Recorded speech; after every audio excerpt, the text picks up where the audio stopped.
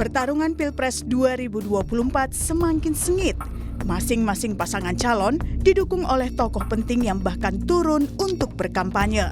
Sebut saja Yusuf Kalla. Wakil Presiden 2 kali masa jabatan ini resmi mendukung Anies Muhaimin Iskandar di Pilpres 2024. Pilihan JK ini berbeda dengan partai asalnya, Golkar, yang mendukung Prabowo Gibran. Menurut JK, pasangan Anies Muhaimin dapat dipercaya. Dia juga bilang pemimpin harus tenang dan tidak boleh emosian. Ya, pemimpin harus tenang, harus mempunyai pikiran gagasan, jangan emosional. Karena persoalan bangsa ini banyak. Kalau tidak tenang mempunyai pikiran, harus mengambil keputusan yang baik.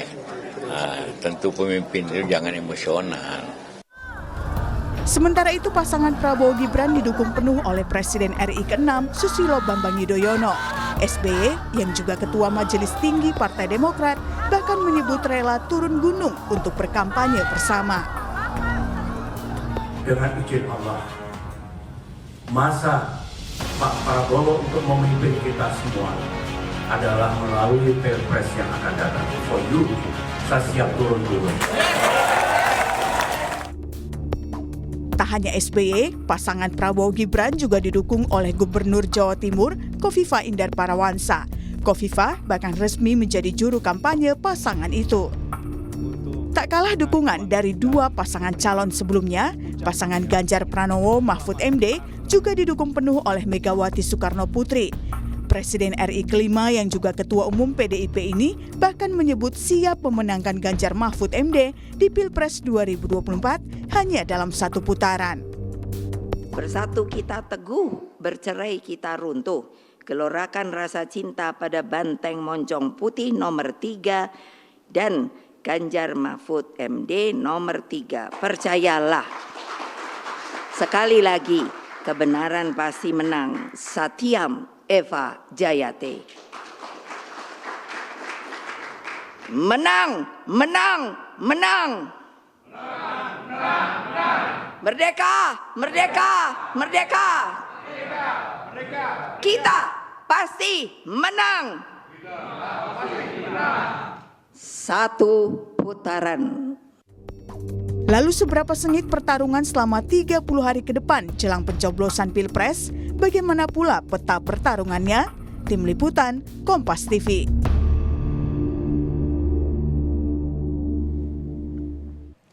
Pertarungan Pilpres 2024 semakin sengit.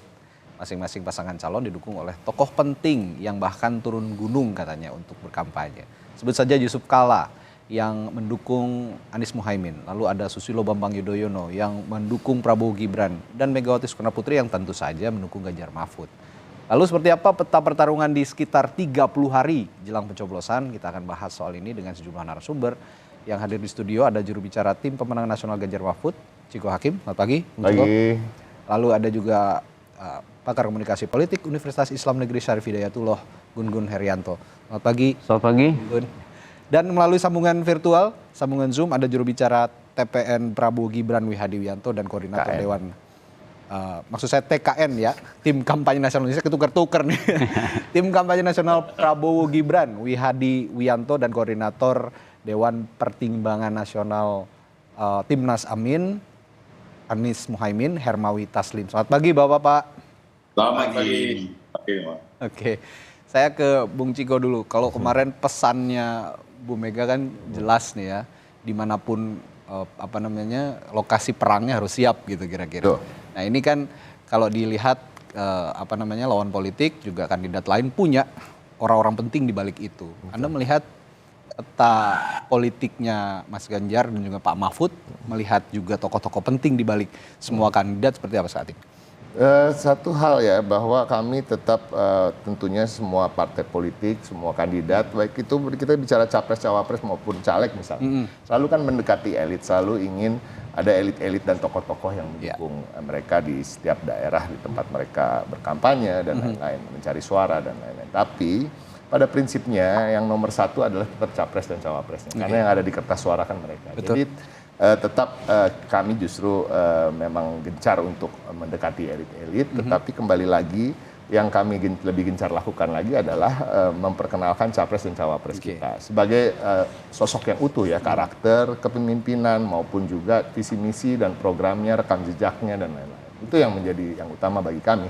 Tetapi kita juga melihat memang yang baru-baru terjadi ini kan Bu Khofifah di Jawa Timur ya kan, Emil Dardak. Itu justru yang bikin rame. Itu yang bikin rame. Nah, tapi gini, kembali lagi, saya selalu mengatakan siapapun tokoh itu, siapapun, termasuk kita bicara soal juru bicara lah misalnya, orang-orang yang mengkampanyekan capres maupun cawapres, itu kan seharusnya sosok-sosok dan yang punya karakter yang dekat dengan capres dan cawapresnya gitu. Nah, kemarin saya berada di stasiun TV lain, saya berbicara soal Mbak Khofifah dan Mas Emil gitu.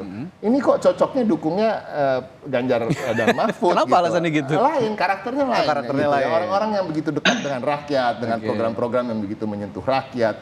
Mereka juga luas, mereka juga punya background organisasi massa yang besar gitu ya, di Nahdlatul Ulama khususnya buat Bu Khofifah dan lain-lain, orang-orang yang bersih, yang berjuang semasa hidupnya untuk mencapai dalam posisi-posisi yang mereka capai gitu. Dan akhirnya kan mereka mengkampanyekan diri mereka, ayolah kalian kan percaya sama saya, pilih Prabowo Gibran. Gitu. Dalam kampanye-kampanye yang saya dengar selalu bicara soal Jokowi, soal Khofifah, soal Emil Dardak. Tidak pernah membicarakan soal Prabowo dan Gibran. Masalahnya masyarakat kan juga nggak bodoh. Masyarakat ini tahu yang ada di kertas suara nanti, Prabowo dan Gibran. Saya kasih contoh yang ada di layar kaca sekarang aja. Pak Wihadi ini orangnya sangat wise, ya kan? Orangnya baik, cerdas, dan lain-lain. Ini jauh dari sosok-sosok capres dan cawapresnya Pak Wihadi sendiri gitu. Jadi menurut saya yang paling cocok adalah tetap pada akhirnya yang menentukan nanti adalah orang-orang yang sosok-sosok yang ada di kertas suara, ya kan? Dan kami sangat percaya diri bahwa Pak Ganjar dan Pak Mahfud lah yang terbaik, dan masyarakat tahu program-program yang dekat dengan rakyat ada di Ganjar Mahfud. Anda tadi mengatakan Bu Khofifah ini cocoknya ke Ganjar Mahfud, tapi kenapa akhirnya ke Prabowo Gibran? Apa nggak di-approach apa gimana? Siapa sih yang nggak mau ngelirik Bu Khofifah? Itu saya bilang, iya kan, nggak ada lah, semua orang pasti ingin Bu Khofifah berada di sana, tapi nanti soal itu biar nanti saya serahkan kepada paslon nomor urut satu yang menjelaskan ngapa. Kenapa kok nomor 1? Nggak apa-apa, biar aja. Biar ada. Karena cawapresnya orang Jawa Timur dan punya historikal yang tapi cukup kembali panjang. lagi ini, itu kan kembali pilihan pribadi ya. Tapi memang ada seakan-akan ada rumor, ya kan, Sekda Provinsi Jawa Timur lagi dipanggil ke KPK, makanya Bu Khofifah ada di sana. Tapi saya menolak untuk membicarakan soal itu. Tapi ini yang berkembang di masyarakat. Tetapi pada prinsipnya kembali lagi, masyarakat tahu, masyarakat bisa menilai bahwa yang terbaik adalah capres dan cawapres yang mempunyai program visi misi yang terbaik, rekam jejak yang terbaik dan lain-lain. Bukan semata-mata elit-elit di belakang mereka siapa yang mendukung. Ya, Pak Wihadi, di balik mendukungnya Bu Khofifah Indar Parawansa ke Prabowo Gibran, ini kalau masyarakat awam mungkin Bung Ciko juga menganggap begitu, ini kayak dapat durian runtuh gitu ya. Tapi bukan hanya Bu Khofifah kan, sebenarnya punya banyak tokoh penting juga Prabowo Gibran di belakang. Tapi kita secara khusus bahas Bu Khofifah. Kalau dibilang durian runtuh, Prabowo Gibran merasa, tim kampanyenya merasa demikian, kedapatan durian runtuh atau bagaimana nih Pak Wihadi? Sampaikan oleh Bung Ciko itu tadi kan bentuk kekhawatiran aja. Jadi kalau saya melihat bahwa Bu Khofifah, kemudian Pak SBY, semuanya juga memperhatikan track record Pak Prabowo dan juga Mas Gibran. Jadi saya kira Pak Prabowo ini track recordnya mungkin lama juga, mulai dari berkarya di TNI, terus kemudian bagaimana 2 kali juga ikut pilpres, dan bagaimana kecintaan Pak Prabowo terhadap negara ini. Dan kalau kita melihat justru visi misi juga, visi misinya juga sudah jelas dari awal mengenai masalah keberlanjutan terhadap program-program Pak Jokowi. Jadi semuanya ini kan memang yang menjadi program, semuanya ada keberlanjutan. Karena kita menginginkan negara ini tidak terpotong-potong, tidak mulai dari awal lagi, tidak start dari awal lagi. Kita ingin bahwa keberlanjutan yang dilakukan oleh Pak Jokowi ini ada keberlanjutan. Nah, ini semuanya kita melihat bahwa kita sudah merasakan selama 10 tahun dengan Pak Jokowi. Saya kira program-program Pak Jokowi ini perlu dilanjutkan. Nah, disinilah mungkin tokoh-tokoh ini kemudian melihat bahwa kedepannya Indonesia ini harus lepas daripada kembali ke awal, kemudian dipotong lagi, rezim berganti, semua berganti lagi, dengan mengatakan perubahan, dengan mengatakan ini tidak benar. Tapi kita melihat bahwa, kita lihatlah mulai dari Orde Baru, kemudian pada era reformasi, semuanya kita mesti harus kembali ke titik nol apabila rezim ini berubah. Nah disinilah bahwa Pak Prabowo itu melihat bahwa ini ada keberlanjutan, ada penyempurnaan daripada program-program Pak Jokowi nantinya yang belum berjalan. Ini perlu kesinambungan, perlu waktu. Nah jadi saya kira ini semuanya kita melihat bahwa siapa yang berkomitmen untuk melanjutkan program-program Pak Prabowo, Pak Jokowi. Nah disinilah kita melihat bahwa Pak Prabowo dan Mas Gibran itu semua tokoh juga melihat bahwa kenapa mereka mendukung beliau-beliau ini mendukung Pak Prabowo dan Mas Gibran, karena menginginkan bahwa Indonesia ini untuk menuju Indonesia 2045 itu Indonesia emas, perlu keberlanjutan dan penyempurnaan daripada program-program Pak Jokowi. Jadi sini saya kira kalau kita dikatakan kenapa Pak Jokowi lagi, memang titik awalnya adalah Pak Jokowi, karena memang program Pak Jokowi lah yang harus dilanjutkan, bukan program siapa-siapa, karena 10 tahun ini yang sudah dirasakan bagaimana program-program Pak Jokowi ini untuk bisa diberlanjutkan menuju Indonesia Emas 2045. Jadi ini semuanya tokoh ini sudah memandang bahwa mana yang mesti harus dipilih, rakyat juga melihat bahwa program mana yang memang dirasakan oleh masyarakat semuanya. Jadi disinilah kita lihat bahwa pilihan rakyat itu bisa disampaikan oleh tokoh-tokoh itu. Iya, tapi saya lagi-lagi akan concern ke Bu Hovifah karena di tengah pertarungan tiba-tiba masuk begitu nih Pak Wihadi. Kalau tadi Bung Ciko mengatakan bahwa Bu Hovifah ini sebenarnya nempelnya awalnya memang ke program-programnya Pak Jokowi, termasuk wakilnya Mas Emil Dardak gitu ya. Tapi kita pengen tahu sih, meskipun kalau misalnya di politik itu sepertinya jaminan jadi kata-kata yang tidak pasti gitu ya. Kalau ada jaminan tertentu untuk Bu Hovifah bisa masuk Prabowo Gibran, saya juga agak nggak percaya kalau ada jaminan khusus. Tapi approach-nya gimana sih kok bisa dapat Bu Hovifah begitu Pak Wihadi sekarang? Jadi sebenarnya kalau kita bicara approach, tapi tentunya bahwa approach itu tentunya akan menyambung. Tapi kalau dengan Bu Hovifah dari awal memang kalau kita lihat dari pertama kali Pak Prabowo bertemu dengan Bu Hovifah itu sudah jauh sekali pada saat belum ada deklarasi. Itu sudah jauh bertemu, sudah ada satu, kalau istilahnya orang mau jadian itu kan sudah ada dulu pendekatan dan segala macam. Itu sudah dilakukan jauh-jauh hari oleh Pak Prabowo. Tapi kok nggak dari awal gitu loh Pak Wihadi, di tengah-tengah peperangan itu baru masuk gitu.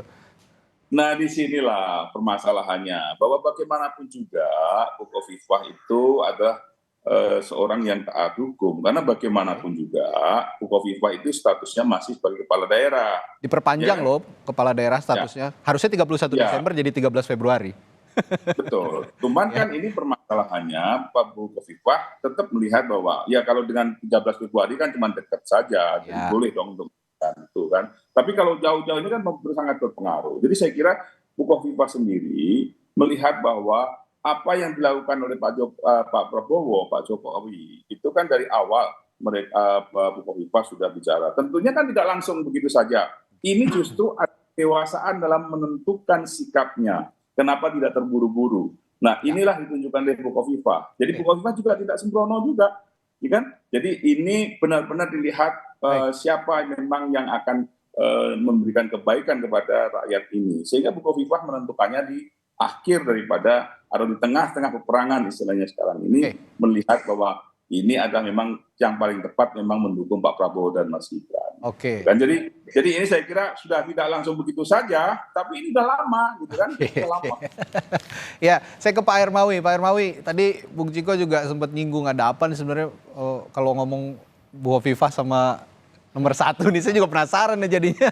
Ada apa sebenarnya ketika Gus Muhaimin juga mengatakan bahwa sepertinya agak sentimental begitu menjawabnya bahwa nggak akan berpengaruh lah dengan adanya Hovifah di Jawa Timur, juga saya punya basis yang kuat begitu dan Anies Muhaimin akan tetap bisa menguasai Jawa Timur dengan percaya dirinya gitu ya. Gus Muhaimin mengatakan itu. Nah, sejarah historikal yang panjang antara PKB, Gus Muhaimin dan Hovifah ini apakah juga diperhitungkan dalam pertarungan Pilpres, Pak Hermawi? Iya, yang pertama saya coba tidak berbicara tentang personal karena pemilihan umum ini tidak ditentukan oleh person-person. Kita semua saling mengenal orang-orang yang sekarang ada di belakang 01, 02, dan 03. Masing-masing punya reputasi sendiri. Saya juga mengenal Kofifa sejak tahun 1993, sama-sama studi di UI. Tapi bukan itu poinnya. Oke. Seperti yang barusan kita dengar dari Pak Wihadi, sebenarnya yang capres ini siapa? Pak Jokowi atau Pak Prabowo? Karena tadi Pak Wihadi juga lebih banyak berbicara tentang Pak Jokowi daripada Pak Prabowo. Itu poin yang pertama. Yang kedua, kalau kita lihat tren, ini kan 01 terus menaik ini. Dari survei ke survei, walaupun banyak survei sekarang yang diragukan kredibilitasnya, yang diragukan reputasinya, tetapi kami juga secara internal punya survei sendiri, memang lebih kurang seperti itu. Nah, masing-masing paslon tentu ingin memenangkan pertarungan ini dengan menampilkan tokoh-tokoh besar. Pak JK 2 hari yang lalu di Jawa Timur itu konsolidasi khususnya di kalangan Nahdlatul Ulama, jangan lupa karena beliau juga lama jadi Mustasar NU. Jadi semua ini punya rekam jejak yang baik, ya. Tadi semua sudah dijelaskan, dan bagi kami ini biasa saja. Oleh karena itu, tidak usah kita coba mengurangi bicara tentang hal-hal yang sifatnya personal. Pilpres ini jauh lebih besar daripada orang per orang, ya. Kofifa atau siapapun bagi kita itu biasa saja. Yang dikatakan oleh Pak Muhaimin berbicara sebagai orang Jawa Timur, yang dia lahir dan besar juga di sana, jadi dia juga mengerti. Dia juga cucu cicit pendiri NU, jadi masing-masing punya reputasi. Nah, bagi kami itu biasa saja. Yang penting kita lalui semua tahapan ini untuk menjadikan pemilu 2024 ini sebagai pemilu yang paling bermartabat, terhormat, terhindar dari kecurangan. Jujur dan adil itu tidak di atas kertas. Jujur dan adil itu harus nyata. Ini momentum kita untuk memberi pelajaran yang berharga buat masyarakat. Rakyat pintar, mereka cerdas melakukan perlawanan dengan cara-caranya sendiri. Yang paling penting buat kita bertiga ini adalah pemilu ini harus menjadi pemilu yang terbaik. Hasilnya itu tidak diragukan kredibilitasnya. Jadi harus dihindari segala macam bentuk kecurangan dan menghalalkan segala cara. Kami sudah mengalami berbagai macam sejak deklarasi Anies oleh Partai Nasdem 2 Oktober. 3 Oktober 2022 kami membawa Anies dari Aceh sampai Papua. Itu berbagai tantangan kita hadapi saja. Kita anggap itu vitamin. Karena memang antara di atas dan di bawah kan berbeda-beda. Pernyataan di atas dengan implementasi di bawah berbeda-beda. Tetapi jangan berlebihan, jangan keterlaluan. Karena batas kesabaran rakyat juga ada. Saya kira begitu. Pak Hermawi, Anda mengatakan bahwa buat Timnas Amin sebenarnya tokoh-tokoh ini tidak terlalu penting, tapi yang penting itu adalah memang sosok capres-cawapresnya yang bisa membawa ya kalau Amin mengatakan perubahan begitu ya untuk bangsa dan negara. Tapi begini Pak Hermawi, masalahnya masyarakat kita juga masih melihat sosok begitu kadang-kadang. Ini penting juga bahwa misalnya benar masyarakat kita masih melihat sosok tapi gitu, yang ada termasuk Pak Yusuf Kalla kemarin kan juga masyarakat begitu Pak Yusuf Kalla datang ke Jawa Timur, jangan lupa makin lama dari pemilu rakyat semakin cerdas. Sosok penting, tetapi visi misi kesatuan pandang sebagai Indonesia yang utuh itu jauh lebih penting. Apa artinya menang pemilu dengan segala kecurangan misalnya? Apa artinya menang pemilu kalau rakyat akhirnya berkelahi di bawah? Kita masih ingat 5 tahun yang lalu bagaimana ada paslon yang mengkapitalisasikan agama yang sampai sekarang efeknya kita masih rasakan. Baik, saya ke Kang Gun-Gun. Kang, kalau kata Pak Hermawi sosok juga tidak terlalu penting, tapi ya punya peran juga yang sangat baik begitu untuk mengedukasi masyarakat, termasuk juga untuk menarik minat masyarakat memilih salah satu kandidat begitu. Nah, kira-kira dari dibalik sosok-sosok ini, saya lihat kalau Pak Ganjar Mahfud kan sudah barang tentu ya Bu Mega berada di balik itu yang paling besar. Lalu juga Anies Muhaimin, sosok besarnya adalah Pak Yusuf Kalla. Nah, sosoknya Prabowo Gibran ini kemarin juga sempat dikait-kaitkan dengan Pak Jokowi. Dan tadi Pak Hermawi juga menyinggung bahwa ini capresnya siapa sih, Pak Jokowi atau Prabowo gitu ya, karena sangat lekat sekali mengait-ngaitkan dengan Pak Jokowi. Kalau Anda melihat memang Mungkin begini, pertarungannya, saya sedikit ya, ya. ya sebentar, Jadi- sebentar saya kasih kesempatan dulu Ya. Pak. Saya kesempatan dulu ke Pak Kang Gun Gun. Ya. Nah, sosok-sosok ini Anda melihat Kang Gun, bagaimana bisa meyakinkan masyarakat juga untuk memilih kandidat di Pilpres nanti? Iya, ini kan namanya strategi kekuatan rujukan atau Oke. reference power ya dalam persuasi terutama di basis teritorial. Oke. Ini lumrah salah satu instrumen dalam konteks pertarungan berbasis suara. Berbasis suara. Ya, kenapa? Karena kekuatan rujukan itu biasanya akan mengamplifikasi, akan meresonansikan atau menggaungkan, bahkan menyolidkan suara, terutama di basis-basis tertentu. Contoh misalnya, Jawa itu kunci. Karena 115 juta pemilih dari 204 juta itu ada di Jawa. Ya. Jawa Barat contoh misalnya 35,8 juta. Jawa Timur di mana tadi perbincangan tentang Hopipah itu menjadi sangat menentukan kenapa ada 31 juta pemilih di situ. Kemudian kalau kita bicara Jawa Tengah ya itu 28 juta. Nah, belum lagi misalnya Banten 8,8 juta, Jakarta 8,2 juta. DIY 2,8 juta. Total berarti di Pulau Jawa ada 115 juta dari 204,8 juta pemilih. Setengah lebih pemilih ada di. Nah, makanya kemudian Jawa jadi kunci. Karena memenangi Jawa, karena Indonesia menganut sistem kumulatif, ya berbeda dengan Amerika yang electoral college system, Ya. maka kumulasi suara yang ada di Jawa ini akan menyumbang suara tebal pada siapapun capres-cawapres. Oke. Sehingga kalau kita lihat pergerakan di paruh terakhir masa kampanye itu adalah mengoptimalisasi jangkar partai dan mengoptimalisasi jangkar reference power yang menguasai daerah, sebut aja kepala daerah begitu. Oke. Hopipah adalah kepala daerah di salah satu battleground Tuh. Jawa Timur dengan 31 juta pemilih, sehingga kemudian pasti ya seperti Kang Emil misalnya di Jawa Barat dipersuasi untuk menggarap Jawa Barat secara optimal. Bu Hovifah, Emil Dardak itu jangkar daerah. Sementara jangkar partai seperti Pak SBY dan tentu juga tokoh-tokoh partai lain yang mungkin sebagian kemarin juga secara expose itu diperlihatkan oleh Pak Jokowi bertemu dengan beberapa partai, ya kan? Nah, ini konteksnya adalah menurut saya berupaya untuk menjaga basis suara di daerah-daerah terutama battleground utama. Oke, Ya. jadi di battleground utama. Nah, tapi kalau secara umum begitu, tadi juga kita lihat ada Pak Yusuf Kalla yang Ya. notabene bukan orang Jawa sebenarnya gitu Ya. kan.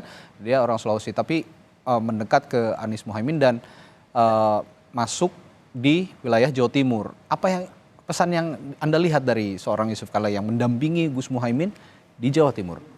Pertama, Pak Yusuf Kalla itu kan lama dalam konteks menjadi tokoh, Ya. dan sampai hari ini menurut saya masih menjadi tokoh yang kemudian menjadi rujukan juga gitu ya. Oke. Sehingga kemudian selain wilayah timur tentu ya, di mana Pak JK berasal dan selalu kemudian jadi pertimbangan kekuatan rujukan itu salah satu itu wilayah timur kan. Oke.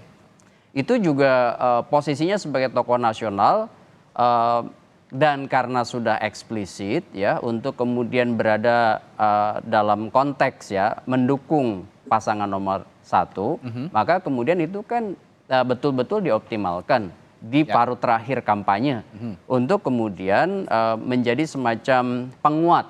Ya namanya persuasi kan, persuasi itu ya masyarakat kita masih masyarakat sebagian diantaranya patron klaim ya. Dari piramida pemilih itu kan kita bisa lihat elit itu kecil persentasenya, tidak lebih dari 15%. Selebihnya itu attentive public, ya kemudian di bawah yang besar, separuh lebih itu namanya masyarakat awam atau masyarakat yang kerap kali melihat tokoh atau sosok. Tapi tidak sekedar tokoh atau sosok, melainkan juga penguasaan yang disebut dan basis-basis teritori yang disebut dan canvassing atau micro targeting atau sebut aja door to door campaign, kampanye yang basisnya adalah dari satu area, dari rumah ke rumah, dari tempat strategis, dari komunitas begitu. Oke. Nah, ini sepertinya tadi Pak Wihadi juga akan ada yang akan disampaikan sesuatu. Iya, Bagaimana, Pak jadi Wihadi? begini, saya hanya meluruskan bahwa kenapa kita menyebut Pak Jokowi? Karena memang kita ini mempunyai visi misi adalah melanjutkan program-program Pak Jokowi. Jadi memang bukan berarti bahwa kita selalu dianalogikan bahwa seakan-akan Pak Jokowi. Kenapa kita selalu menyebut Pak Jokowi? Karena memang basisnya adalah kita ini melanjutkan programnya Pak Jokowi. Jadi kita menyebut Pak Jokowi masa nggak boleh gitu kalau kita memang kita mau melanjutkan daripada programnya Pak Jokowi gitu loh. Itu aja saya hanya sedikit meluruskan situ saja. Jadi bukan semata-mata ini capresnya siapa sih, Pak Jokowi atau Pak Prabowo gitu. Udah 20 kali disebut nama Pak Jokowi sama Pak Wihadi hari ini. Loh, ya kan? Kita melanjutkan siapa yang Jokowi gitu lah. Jadi semata-mata hanya ingin melanjutkan program-program Pak Jokowi, termasuk mungkin pemilih-pemilihnya Pak Jokowi pada tahun 2019 begitu ya Pak Wihadi ya? Nah kalau itu ngikut kan? Oke, kalau itu ngikut. Baik, nah setelah jeda ini juga menarik. Benar apa tidak bahwa seorang Joko Widodo yang saat ini dikait-kaitkan terus dengan pasangan calon nomor urut 2 gitu Prabowo Gibran bisa membawa basis suaranya juga untuk Prabowo Gibran. Kita akan bahas sama-sama nanti di Sapa Indonesia Pagi setelah jeda sesaat lagi. Tetaplah bersama kami. Menarik kita bahas ketika kita membahas soal Presiden Joko Widodo yang terus dikait-kaitkan dengan pasangan calon presiden dan calon wakil presiden nomor 2 Prabowo Subianto, Gibran Raka Buming Raka. Tadi Pak Wihadi mengatakan bahwa kenapa Jokowi disebut terus ya karena Prabowo Gibran ingin melanjutkan program-programnya. Saya tegaskan lagi, dan termasuk simpatisannya dan juga pengikutnya Pak Jokowi bisa suaranya diharapkan masuk juga ke Prabowo Gibran. Nah kalau saya tanya ke Bung Ciko, benar begitu menurut pandangan Anda? Bisa benar bisa tidak. Tapi kan itu disampaikan Pak Wihadi ya. Kalau bicara soal mengawal programnya Pak Jokowi selama ini kan menteri yang paling banyak kan dari Partai Demokrasi Indonesia Perjuangan gitu ya. Sampai hari ini juga masih ada di sana dan masih solid menjadi pembantu-pembantu presiden. Dan kita tidak dan Bu Mega sendiri sudah berpesan bahwa harus terus menyelesaikan periode ini, ya, semua menteri-menteri. Nah, itu yang pertama. Yang kedua kalau kita bicara tokoh tadi ya, kita bicara tokoh ini kan tokoh ada yang makro, ada yang mikro, ada yang di tataran elit nasional, elit provinsi, sampai elit kabupaten. Nah, kami sangat percaya diri kalau bicara soal Jawa Timur gitu ya. PDI Perjuangan ini punya kepala daerah di 10 kabupaten kota gitu ya, yang terpadat di situ. Justru peran yang mikro itu yang ini kan punya juga peran tokoh, penting. ketokohan dan mereka sangat populer di daerahnya masing-masing. Selain itu juga ada mesin politik PDI Perjuangan yang kita lihat di berbagai survei gitu. Survei-survei ini mau yang dibayar siapapun nggak bisa bohong soal kekuatan PDI Perjuangan, termasuk di Jawa Timur. Sampai hari ini semua masih mengatakan PDI Perjuangan adalah pemenang, partai politik pemenang di Jawa Timur. Nah ini yang tetap akan kita mempunyai kepercayaan diri situ bahwa kemenangan itu berasal dari akar rumput. Walaupun elit itu memang punya pengaruh, tetapi memang akar rumput yang lebih menentukan. Nah tentunya kita bicara soal tokoh-tokoh nih yang sekarang sedang bergabung dan lain. Tapi kemarin ini ada tokoh-tokoh yang menghadap ke Pak Wapres Ma'ruf Amin gitu. Gelisah dengan keadaan pemilu ini. Gelisah dengan carut-marutnya demokrasi di Indonesia ini. Itu dikatakan pada saat HUT PDIP kemarin oleh Pak Ma'ruf kepada Bu Mega. Oh ada kegelisahan seperti itu. Oh iya, adalah pembicaraan-pembicaraan seperti itu. Tapi kan ada tokoh-tokoh yang datang ya, termasuk Pak Syihab gitu ya, dan lain-lain. Nah ini yang kita juga harus lihat dan masyarakat juga melihat. Tapi kembali lagi Pak Wihadi dari tadi saya udah hitungin Pak Wihadi, kalau nggak salah 23 kali sebut nama Pak Jokowi. Nama Pak Prabowo-nya cuma sedikit. Nah ini yang juga masyarakat bisa melihat bahwa karakter kepemimpinan itu nggak bisa begitu aja diturunkan, ya kan? Bahkan seorang Gibran pun bukan bapaknya, karena mereka berangkat dari keluarga yang berbeda. Kalau kita mau jujur, ya kan, Pak Jokowi ini pernah tinggal di bantaran sungai, ya kan, pernah hidup melarat, ya kan, berjuang untuk mencapai apa yang dia capai. Gibran ini kan dari lahir udah jadi anak pengusaha mebel kaya, udah jadi anak presiden dan lain-lain. Dia tidak dekat dengan rakyat dan lain-lain. Begitu juga Pak Prabowo dengan segala pengalamannya, with all due respect gitu ya, tapi kan dia juga mantunya presiden dan lain-lain. Nah ini terlihat ketika debat kemarin Pak Prabowo itu sudah lama tidak bisa dibilangin sama orang, udah lama nggak bisa di feeding oleh tim, sehingga apa yang ada di pikirannya itu dia merasa dia yang paling benar. Akhirnya dia berhenti belajar soal Kementerian Pertahanan di tahun 90-an gitu, sehingga tidak keluar gitu kecakapan beliau yang dibutuhkan masyarakat. Tapi itu yang dilihat masyarakat. Masyarakat tetap akan melihat sosok-sosok presiden maupun wakil presiden, bukan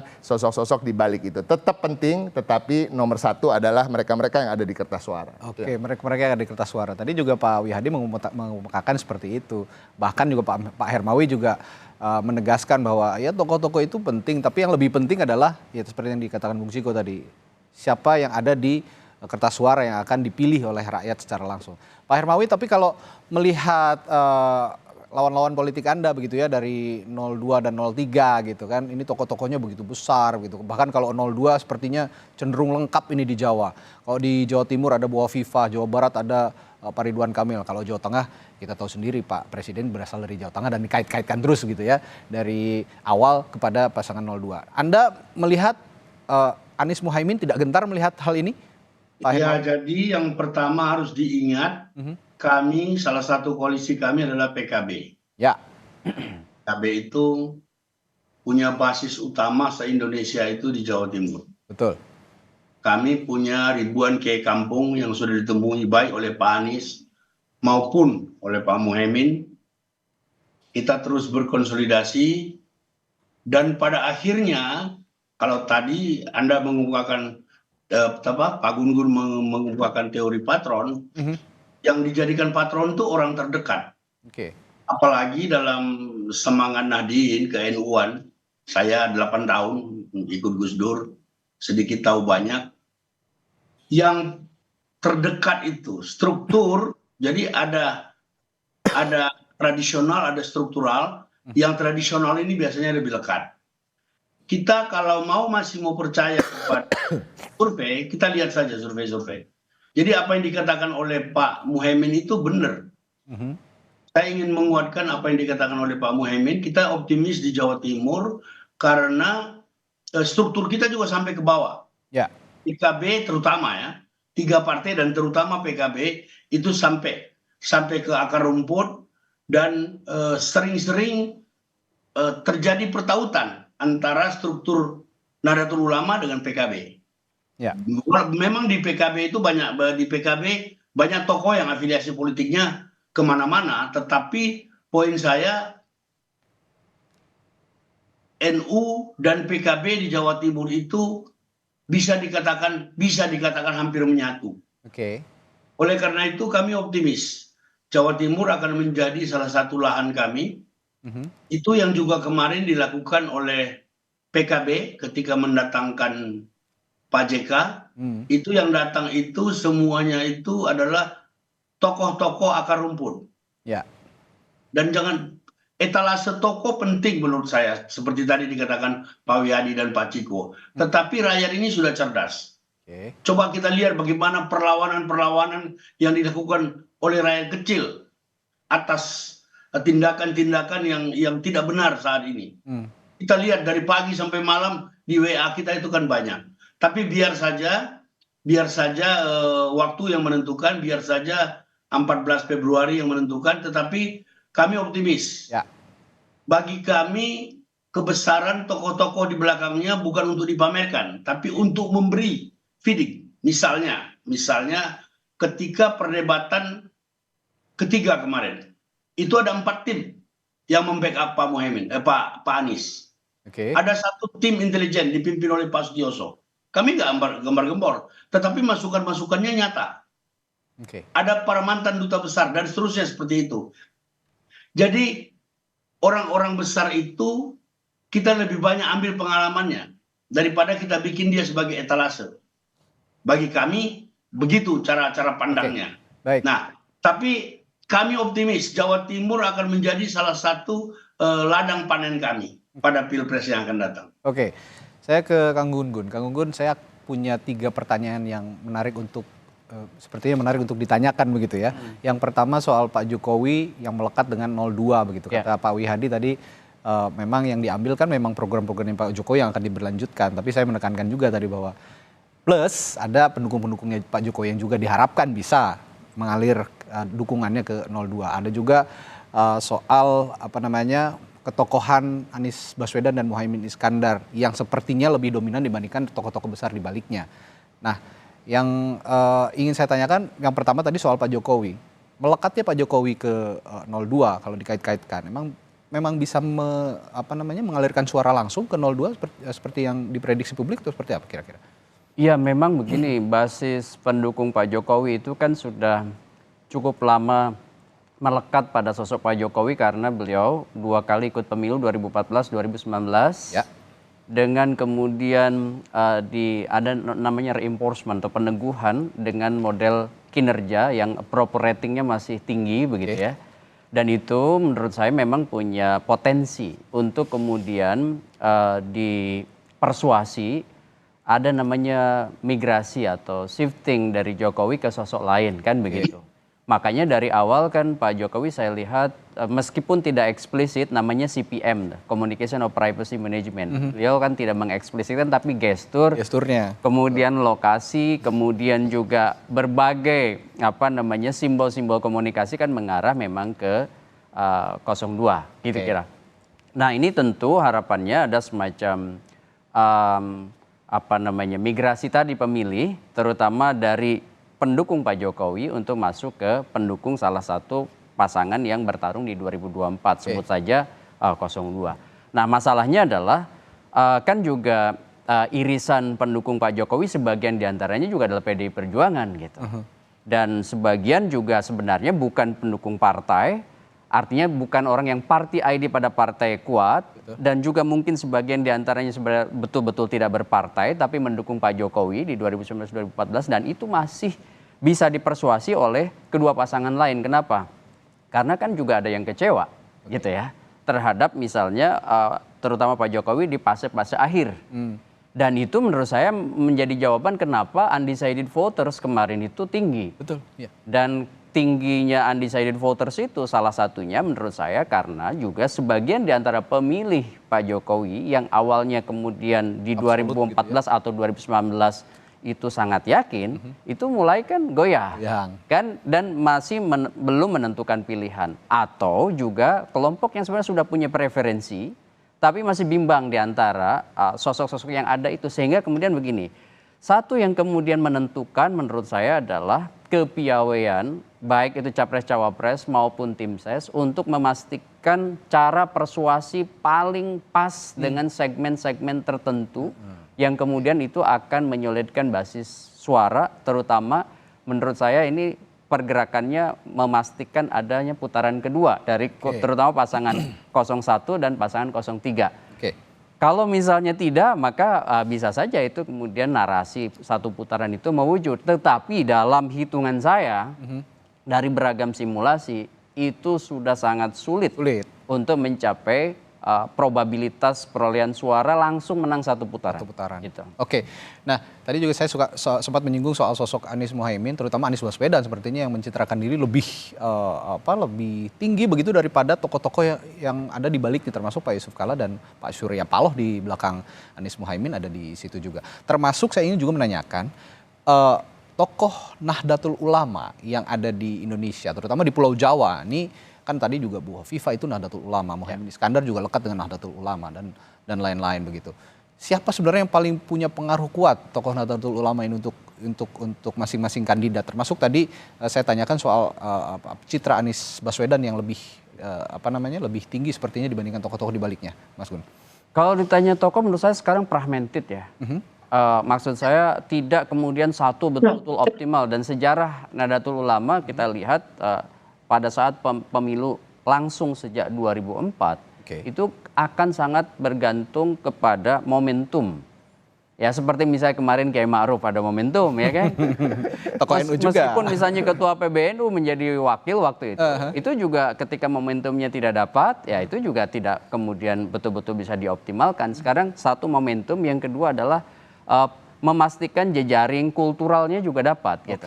Karena kalau misalnya sekedar struktural tetapi tidak kemudian secara kultural itu kemudian punya komunikasi intens, itu juga repot gitu ya. Suara hanya akan ada dalam konteks narasi kampanye tetapi tidak punya imbas di wilayah atau di teritori. Kalau soal Anies Baswedan tadi? Ya, Anies Baswedan maupun Caimin menurut saya juga pergerakan ketokohan kan bagaimanapun Caimin kan memang suara tebalnya ada di kelompok santri, kan begitu. Betul. Kemudian kalau kita lihat Pak Anies Baswedan bukan tokoh partai, ya kan, dia lahir dari subkultur intelektual. Itu gitu yang menyebabkan Anies Baswedan juga sepertinya lebih menonjol dibandingkan makanya tokoh-tokoh partai di kekuatannya itu memang pada persona dirinya, ya kan, persona dirinya, dan itu kemudian ketika diambil oleh partai, sebut aja Nasdem, maka harus ada dua perpaduan nih. Satu, Pak Anies mengambil ceruk-ceruk baru di luar basis kekuatan partai. Kemudian partai mengoptimalisasi strukturnya, jangan sampai kemudian resminya ke sini tapi akar rumputnya kemana, kan begitu. Oke, saya akan ke Pak Wihadi. Ini biar nggak dibilang menyebut Pak Jokowi yang ke-24 kalinya, Bang Ciko. Saya akan Coba kita dengar. Saya akan menanyakan kekuatannya Pak Prabowo saat ini yang bisa dijual begitu kepada publik, termasuk juga Mas Gibran karena melekat ya. Ini duit tunggal lah kalau ngomongin capres cawapres. Supaya tidak dilekat-lekatkan lagi dengan Pak Jokowi, tapi meskipun memang menjalankan atau melanjutkan programnya Pak Jokowi. Yang ingin dijual dari Pak Prabowo saat ini dan Mas Gibran, kira-kira Pak Wihadi? Jadi begini, kalau kita bicara Pak Prabowo, Pak Prabowo ini sudah mempunyai track record yang sudah semua tahu karena mungkin 2 kali juga sudah maju sebagai capres. Dan saya kira program-program yang ada pada saat ini, Pak Prabowo juga sudah mempunyai visi misi yang jelas dari awal, dan juga Pak Prabowo ini sebagai Menteri Pertahanan yang sebenarnya kalau kita melihat dari debat kemarin, ya kan, itu adalah beberapa pertanyaan-pertanyaan yang sebenarnya tidak bisa berkembang karena memang itu tidak bisa disampaikan dengan waktu yang sesingkat itu oleh Pak Prabowo. Jadi saya kira Pak Prabowo sebagai menteri terbaik pada saat ini juga kan dari kita lihat beberapa rekod. Jadi kalau kita melihat ini, ketulusan Pak Prabowo itu sudah ditunjukkan bahwa Pak Prabowo ini adalah memang merupakan satu tokoh yang memimpin negara ini untuk keberlanjutan, kata-kata keberlanjutan dan keberanian untuk melakukan ini. Karena program yang salah satunya yang menjadi program Pak Prabowo adalah masalah hilirisasi. Kalau kita bicara hilirisasi, Pak Prabowo itu jauh sebelumnya sudah membuat satu buku Paradoks Indonesia. Di situ sebelum ada pada saat pemerintahan sekarang ini mengatakan hilirisasi, Pak Prabowo sudah memberikan pemikiran-pemikiran tentang bagaimana terjadinya hilirisasi dan bagaimana yang namanya sumber-sumber daya Indonesia ini jangan sampai keluar begitu saja, tetapi dimanfaatkan untuk masyarakat, untuk rakyat Indonesia. Jadi Pak Prabowo mempunyai visi ke depan bahwa Indonesia ini harus kuat, harus yang namanya mempunyai kemampuan sendiri karena kita ini adalah negara kaya dikatakan oleh Pak Prabowo. Dan ini selalu digaungkan dari awal, dari pencalonan Pak Prabowo yang pertama kali ya, kalau mungkin kita tahu Pak Prabowo mengatakan ada kebocoran, ada bagaimana negara ini jangan sampai menjual begitu saja hasil-hasil daripada resources di Indonesia ini begitu saja keluar, tetapi tidak bisa dimanfaatkan untuk seluruh rakyat Indonesia. Dan inilah adalah merupakan sesuatu concern Pak Prabowo mengenai masalah hilirisasi. Dan inilah yang kita lihat bahwa ke depannya kita sudah merasakan pada saat pemerintahan sekarang ini bahwa dengan hilirisasi itu ada kenaikan pada PDB, dan ini nantinya akan terus dilanjutkan Pak Prabowo untuk kepentingan bangsa dan negara ini. Ya, kalau saya lihat berarti narasinya begini ya, kira-kira 2019 konsisten tetap dibawa oleh Pak Prabowo di 2024 ditambah tadi narasi-narasi baru yang merepresentasikan bahwa Prabowo Gibran ini melanjutkan program Pak Jokowi dengan soal hilirisasi dan lain-lain. Bang Ciko, kalau ingin mencitrakan Pak Ganjar dan Pak Mahfud begitu di luar tokoh-tokoh di belakang yang hebat juga gitu, yang ingin dijual dari Pak Ganjar ya kan seorang sosok muda begitu, Pak Mahfud yang punya track record luar biasa, yudikatif, eksekutif dan legislatif. Selain itu ada lagi. Tapi saya ingin menimpali dulu apa yang dikatakan Pak Wihadi tadi soal hilirisasi. Saya rasa no person in the right mind, no candidate in the right mind akan menolak hilirisasi. Ini satu-satunya program yang disebut ini yang juga saya yakin disetujui oleh Anies Baswedan gitu. Semuanya pasti ingin sumber daya kita tidak dijual mentah-mentah langsung, pasti ingin diolah karena ada penyerapan tenaga kerja di situ dan lain-lain. Nah, ini justru menurut saya yang sama dari 3 paslon tadi. Tapi coba dilihat dulu. Tidak ada satupun yang mengatakan ingin menjual bahan mentah ke luar negeri. Nah, itu satu. Yang kedua kita langsung jawab dulu. Saya katakan gini, bahwa yang namanya hilirisasi. Sedikit aja Pak Wihadi, gimana? ya hilirisasi yang sekarang ini, kalau kita baca buku Pak Prabowo Paradoks Indonesia itu sudah menyantumkan mengenai masalah hilirisasi itu ada dalam Paradoks Indonesia. Jadi saya kira permasalahan hilirisasi itu Pak Prabowo sudah dari awal. Saya rasa hilirisasi itu sudah ada sejak Pak Soekarno menjadi Presiden Republik Indonesia. Itu selalu menjadi cita-cita bangsa. Itu sesuatu hal yang umum saya rasa. Nggak ada kandidat yang akan berani mengatakan kita menolak hilirisasi. Nggak ada itu. Itu sesuatu hal yang kan umum ada aja. juga yang sudah keluar mengatakan bahwa kalau menang hilirisasi akan akan di stop dan segala macam. Saya rasa nggak akan ada yang berani. Hilirisasinya plus katanya. Siapa yang menyatakan kalau menang akan menghentikan hilirisasi? Ini kita bicara ini Pak Hermawi juga punya perspektif seperti soal hilirisasi. Silakan Pak. Ditanya. Ya Pak Hermawi silakan punya perspektif sebelum saya tanya yang lain ini. Benar Kata Ciko tadi. Sekarang pertanyaan saya kepada Pak Wihadi, yang ingin diteruskan oleh Pak Prabowo itu pikiran orisinalnya yang ada dalam buku Paradoks itu, atau melanjutkan Pak Jokowi. Ini kan sudah dari awal dikatakan mau melanjutkan Pak Jokowi. Kita ini 10 tahun loh pendukung. Kita ikut bertanggung jawab terhadap apa yang ada sekarang. Nasdem. Dan sampai sekarang kita komit. Kita diperlakukan seperti apapun, kita tetap komit karena kita sudah janji sama rakyat. Jadi justru saya sama Pak Hermawi yang loyal ya pendukung Pak Jokowi ya.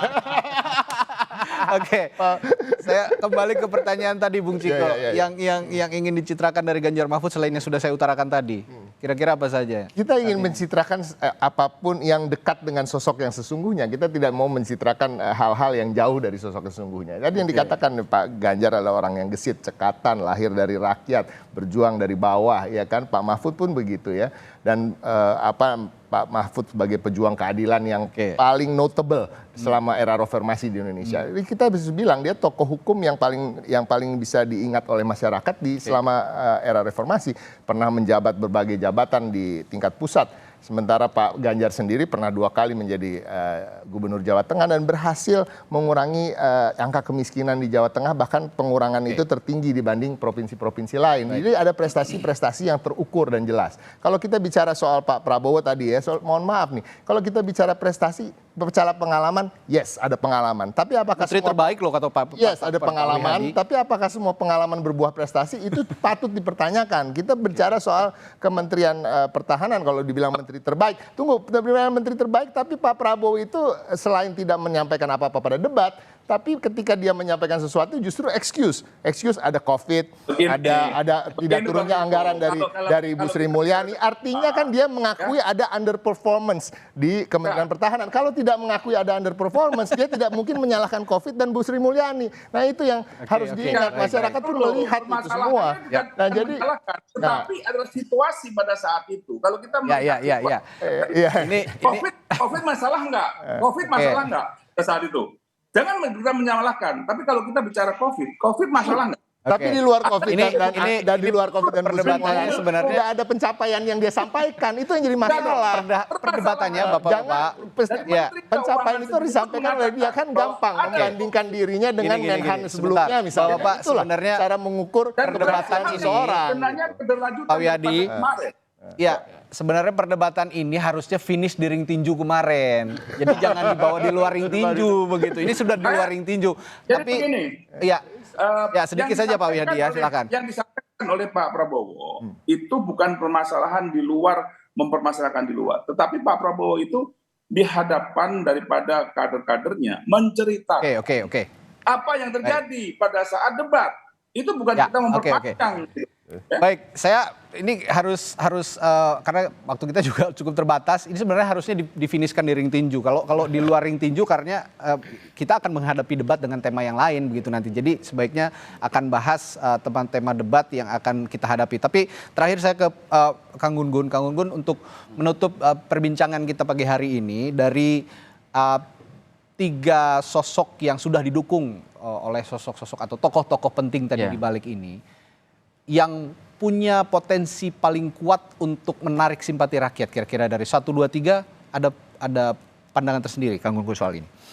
Iya, saya tidak bisa jumping conclusion ya. Ya sih. Apa namanya? Sulit gitu ya Kenapa? Karena setiap tokoh pasti punya insentifnya sendiri-sendiri, insentif elektoralnya sendiri-sendiri. Tinggal sekarang bagaimana misalnya tadi seperti Bung Ciko sampaikan di Jawa Timur yang sebenarnya selalu basis PDI Perjuangan dan PKB begitu. Itu kemudian juga bisa menyuplai suara tebal pada pasangan 03 dan pasangan 01. Meskipun pasti 02 juga berupaya masuk di situ. Misalnya Jawa Tengah itu kandang banteng. Ya. Tapi kan di situ juga ada sekarang sosok Pak Jokowi dan Gibran yang pasti akan penetratif di situ. Jadi sekarang kalau persoalan siapa yang bisa dapat suara tebal akan sangat bergantung pada 3 hal. Satu, narasi. Yang kedua adalah basis kekuatan teritori yang dikuasai untuk dioptimalkan menjadi suara. Kemudian yang ketiga, damage control atau mengontrol potensi kerusakan yang sangat mungkin terjadi pada saat fase-fase akhir. Tapi yang paling penting, saudara, bahwa pagi hari ini perbincangan siapapun tokoh penting di balik para kandidat. Ini diulas juga di halaman 1 Harian Kompas.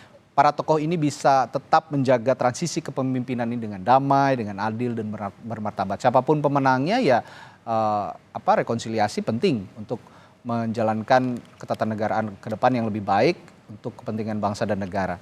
Terima kasih sekali lagi para narasumber saya, Pak Wihadi, Pak Hermawi Taslim sudah bergabung, Bung Ciko juga selamat pagi telah bergabung, Kang Gun Gun juga terima kasih. Sehat selalu. Jadi nanti difinishkan di ring tinju lain. Baik, terima kasih Bapak-Bapak, sehat selalu.